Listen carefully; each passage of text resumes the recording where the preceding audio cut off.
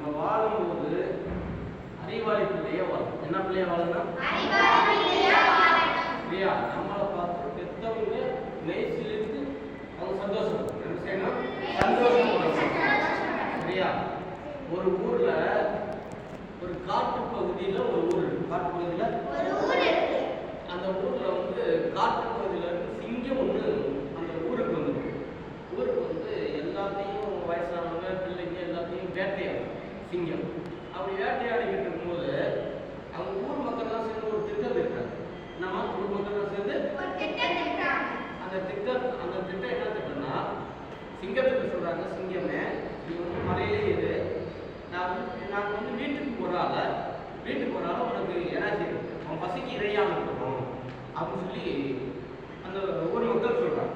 சொல்லி சிங்கம் போயிடுச்சு. அது மாதிரி ஒவ்வொரு வீட்லேயும் ஒவ்வொரு ஆளாக போய் பலியாகிக்கிட்டே இருக்காங்க சிங்கத்துக்கு. நான் மற்றவங்களை காப்பாற்றணும்னா அதனால இந்த மாதிரி ஒரு வீட்டில் ஒரு அம்மாவும் ஒரு மயன் மட்டும் இருக்காங்க. ஒரு அம்மாவும் மயன். அந்த வீட்டுக்காரங்க யாராவது ஒரு ஆள் போகணும். அந்த டைம் வந்துருச்சு. அந்த டைம் வரும்போது 2 பேரும் மாறி அழுகுறாங்க. அழுதுக்கும் போது அம்மா சொல்கிறாங்க நான் போகிறேன், மயன் சொல்கிறேன் நான் போகிறேன். அவங்க இந்த மாதிரி இது பண்ணிட்டு இருக்கும்போது மயம் வந்து நான் போகிறேன் மணி இருக்குமான்னு சொல்லிட்டு அவங்க போயிட்டோம். போகிற வழியில் ஒரு திட்டம் திட்டம் அறிவாளி பிள்ளைன்றதுக்கு அடையும். சரியா? ஒரு திட்டம் திட்டம் சிங்கத்திட்ட போய் சொல்கிறான், சிங்கமே இந்த மாதிரி நான் வந்துட்டு இருக்கும்போது ஒரு உடை மாதிரியே ஒரு சிங்கத்தை நான் பார்த்தேன். உடை மாதிரியே ஒரு சிங்கத்தை பார்த்தேன் நான். அந்த சிங்கம் வந்து எங்கே போகிறேன்னு கேட்டு இந்த மாதிரி காட்டுக்கு ராஜா ஒரு பெரியவர் இருக்காரு, அவர்கிட்ட போய் இடையாக போகிறேன் அப்படின்னு சொல்லும்போது அந்த சிங்கம் சொல்லிச்சு,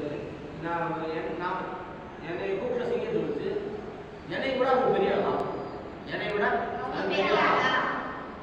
நான் அழ முடியாது என்றதே இருக்கணும் அப்படின்னு சொல்லிட்டு நான் அதை ஏமாத்திட்டு வந்து அந்த சிங்கத்தை கூப்பிட்டு வரேன் அப்படின்னு சொல்லிட்டு வந்துட்டேன். அவருக்கு அந்த காட்டு ராஜா அந்த பையன் சொல்றேன். சொன்ன உடனே அந்த சிங்கம் சொல்லுது என்னை விட அவன் பெரிய ஆளா, என்னை விட பார்த்துக்கணும் சொல்லிட்டு கூப்பிட்டு வர்றான். அந்த சிங்கத்தை கூப்பிட்டு வந்த உடனே ஒரு மொட்டை கிணறு, என்ன கிணறு, அந்த கிணத்துல கொஞ்சோடு தண்ணி இருக்கு. கொஞ்சோடு தண்ணி இருந்த உடனே அந்த பையன் கூப்பிட்டு இந்த மாதிரி உள்ள அந்த சிங்கம் இருக்குது, உன்னை கூட ராஜான்னு சொல்லிக்கிட்டு இருக்கு. அது சொல்லும்போது எட்டி பார்க்குது சிங்கம். எட்டி பார்த்தா என்ன தெரியும்? சிங்கம் எட்டி பார்க்குது என்ன தெரியும்? அந்த கொஞ்சோடு தண்ணியில அந்த சிங்கத்தோட முகம் என்ன செய்யுது?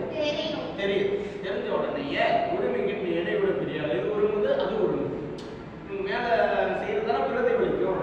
அப்போ வந்து நீ என்னை விட தெரியாத புதிச்சு யாரு கடிக்கிற சிங்கம் கடிக்க கூப்பிடுதுல அந்த சிங்கம் வந்து குதிச்சிருச்சு. குதிச்சா என்ன ஆகும்? செத்துருச்சு.